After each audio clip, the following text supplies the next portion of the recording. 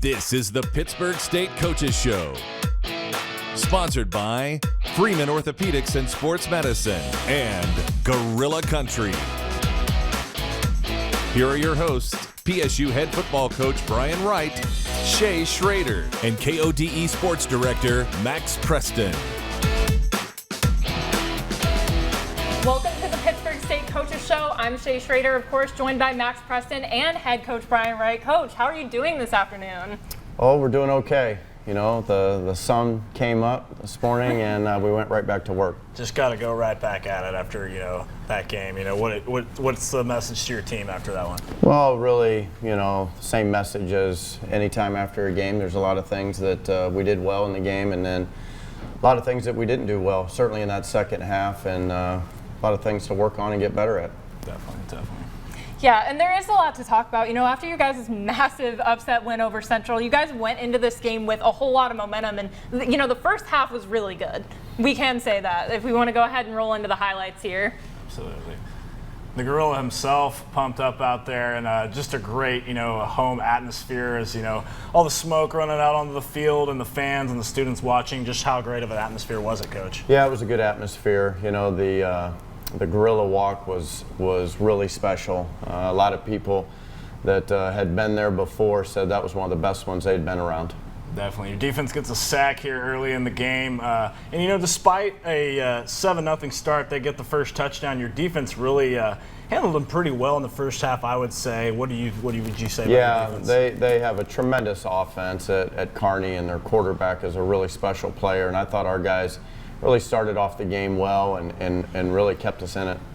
Yeah, you guys' answer here is a good return by Dallas Flowers, and you guys end up driving the field and getting a field goal on this drive. How did you like the response to get points on the board after that? Well, yeah, we started slow with those first two drives, and we're going to do a better job on offense coming out early and putting points on the board. But finally was able to get down and put a good drive together and get a field goal. Absolutely. Definitely. So then, on the next drive after the field goal, you guys, you actually get the touchdown and you don't let them score again. You're playing great defense, like we said. Good drive down the field just to take the lead at that point in the game when you did kind of have your, backs up against the wall, go 10-7. How important of a touchdown was that? Yeah, really important. Like we see here, our defense is playing pretty solid here in the first half, and PJ putting pressure on the quarterback there.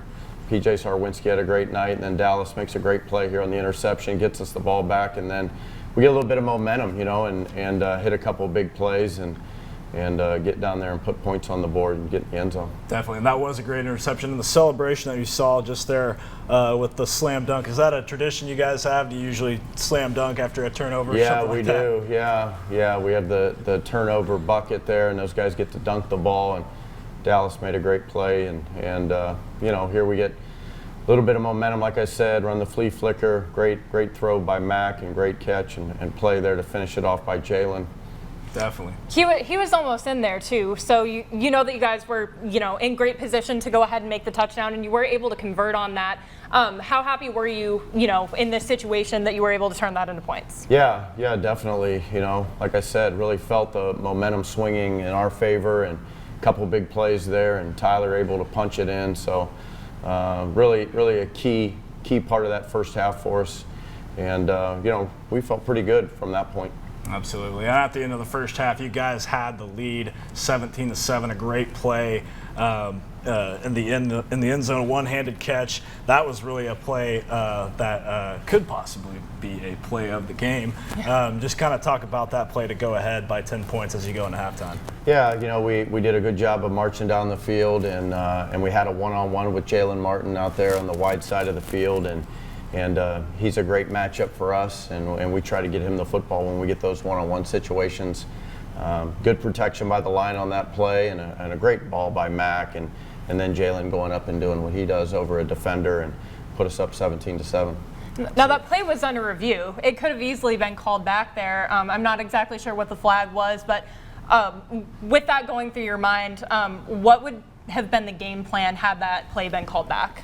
Well, the flag was defensive pass interference. They were holding us on that, and and Jaylen did a great job fighting through that. But you know, had we had to do that again, and that play had been called back for whatever reason, you know, I felt really good about our red zone attack and some of the things that we were doing down there. So we would have gone to the next play in the sequence. Definitely. So, like we said, 17-7 before the half, a good half for you guys. But we have a lot to discuss. We'll have the second half highlights coming up. Stay with us.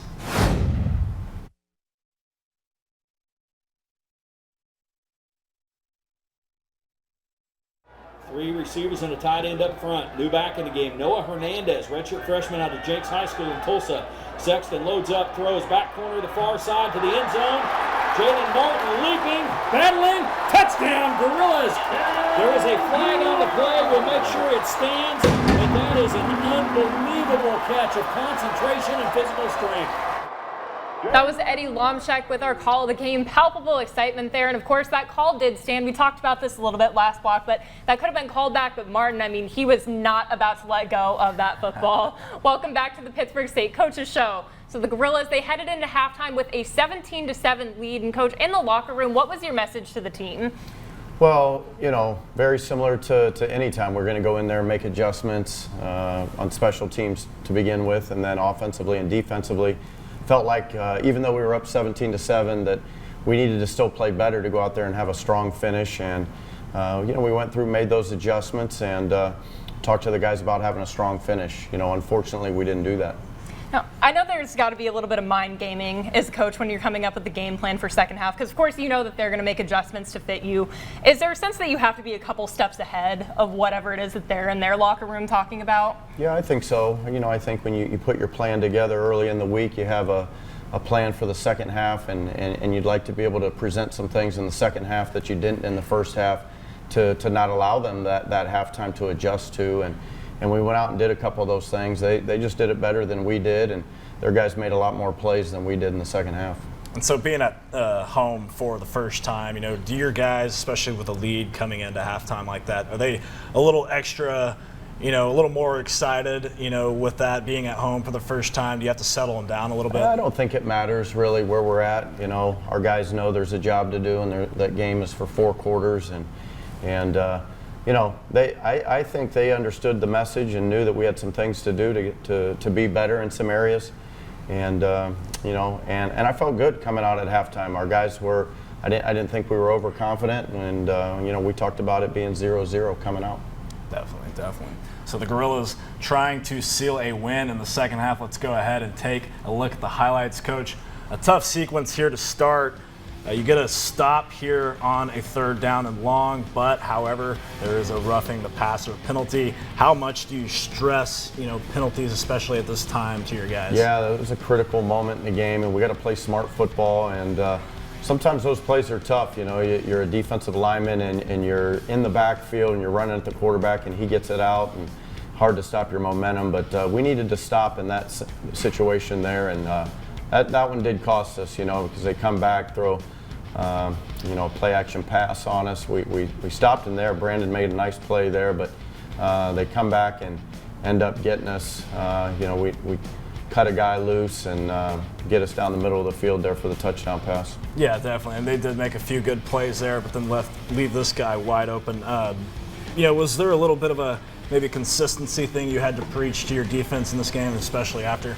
Yeah, we knew that it was going to be hard to contain them. You know, Davis is a great player on offense, and we had to not give up the big plays, and we had to continue to create big plays on our side of the ball on offense, and you know, we just didn't do that. You know, here in the second half, when we summed it up after watching video the next day, you know, it was that there was 5 drives by each team, and on their 5 drives, they scored 3 touchdowns. On our 5 drives, we turned the football over.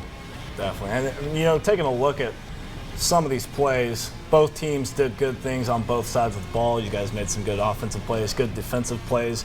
Would you say you were just, you know, maybe 2 or 3 plays away from, you know, being on the winning side of this game? Yeah, you know, a couple of those plays on offense. You know, certainly the interception on 3rd and short that we just saw a little bit ago was, you know, again, part of the momentum swinging back to the Lopers. we had to make some of those plays on third down and convert, and we didn't do that. And then, you know, we needed to get off the field defensively and weren't able to do that.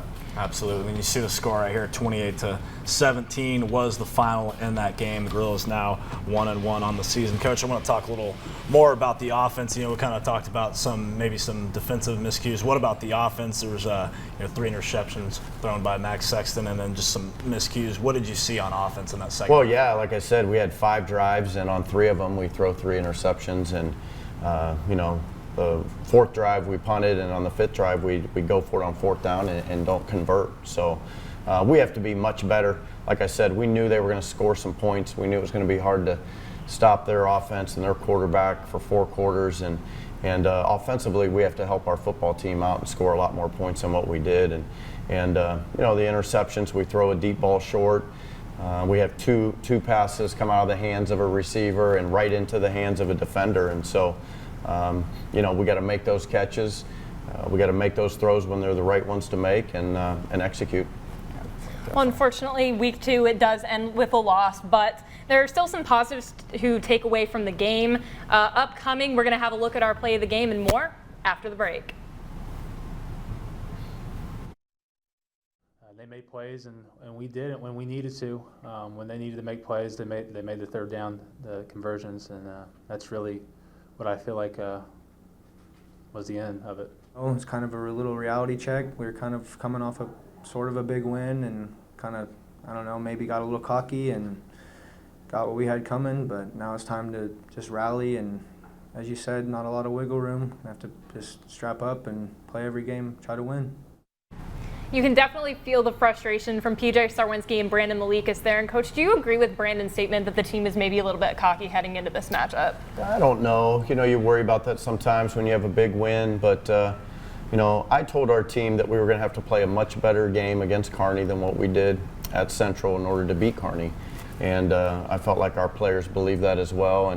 And you know, we went to work and had a pretty good week of practice. There were some detailed things that I talked to the team about that are going to have to be much better in our preparation. But I don't know if we were cocky. Maybe, you know, just got to be better prepared to play all 4 quarters of a football game. Definitely. And Coach, I can really tell that your players care a lot about the game and care a lot to be at Pitt State. What was just their reaction? How did they respond after this game in the locker room when you talked to them? Yeah, it was a rough locker room. You know, some guys that were devastated. We've got a lot of guys that have worked extremely hard, and they were excited to play at home and knew this was a big game and a great opportunity to start off the season here with a lot of momentum. And so you had a lot of disappointed players and coaches. Definitely. And did they have anything to say? Like, do they have a message of something they're going to work on or make sure they stick to, you know, as they continue through the season? Yeah, I think their message is the same as mine, and that was to stick together, stay together. There's a lot of football yet to be played this season, and if we go back to work and get better, learn from our mistakes in this game, that better football is ahead of us.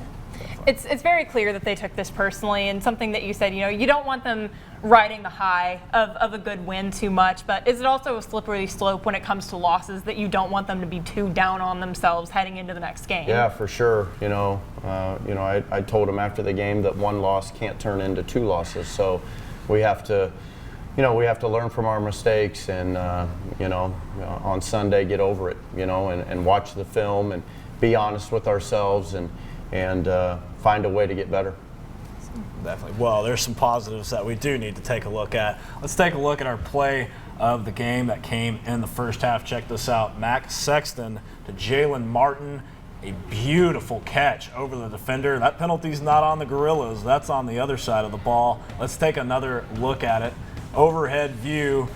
Beautiful throw from Sexton, and then just an even better catch by Martin made. Looks like he grabs it with one hand over the defender. I mean, he just had a great game. He was all over the field tonight as well, Coach. Yeah, he was. You know, he did a great job, and obviously we try to find our one-on-ones for Jaylen, but we asked him to do a lot in the run game too and block those safeties. They always add an extra safety or outside linebacker into the box, and so we were asking Jaylen to get in there and block those guys for us. And I told him we would reward him with the flea flicker if he goes in there and blocks. No, we didn't see any touchdown receptions from him in the first game, but how important is he going to be in your offense moving forward? And how do you like to move around your pieces and get more guys in there?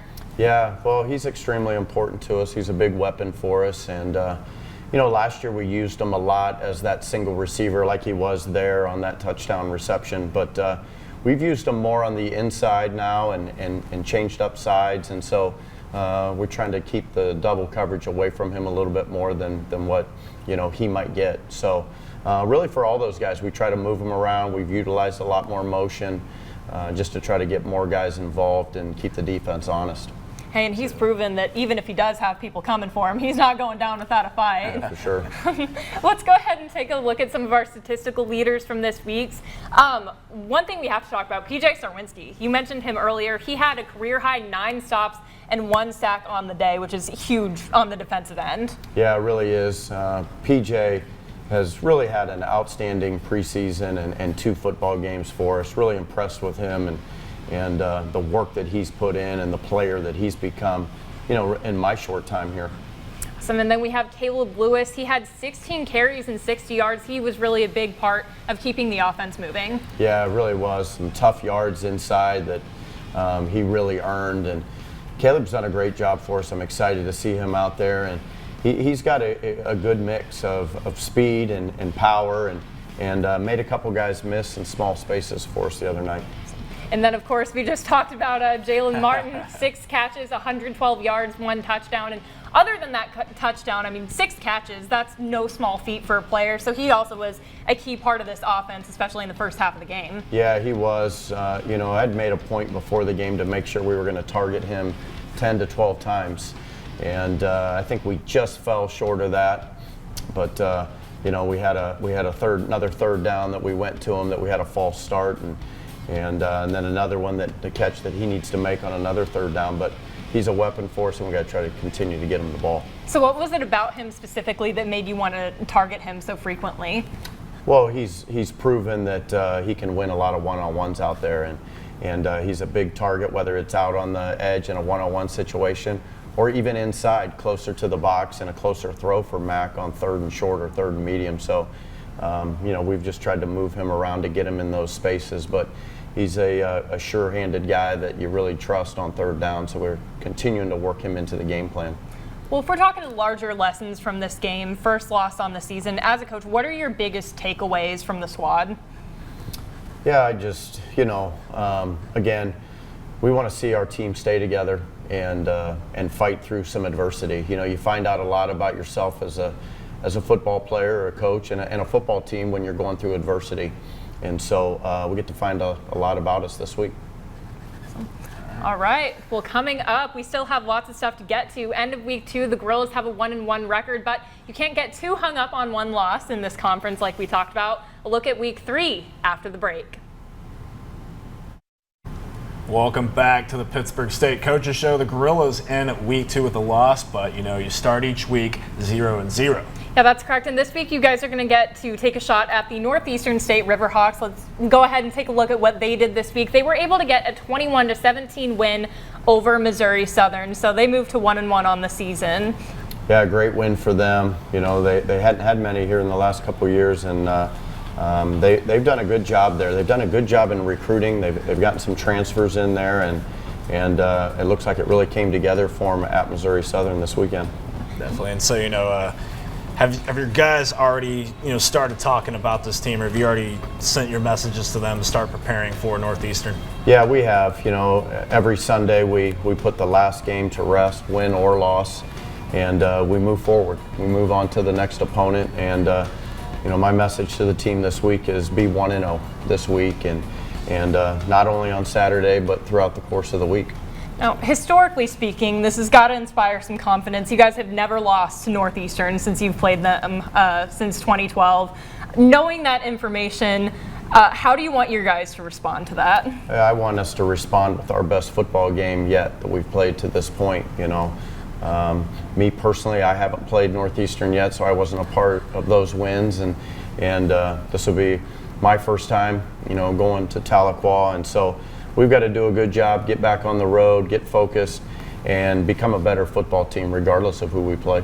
Definitely. And so this week, you know, kind of already talked about this a little bit, but what do you want to see from your team kind of improve, maybe in practice or just off-field stuff, anything? What do you want to see from them this week? Yeah, just the details, you know, the little things that all add up to wins and losses.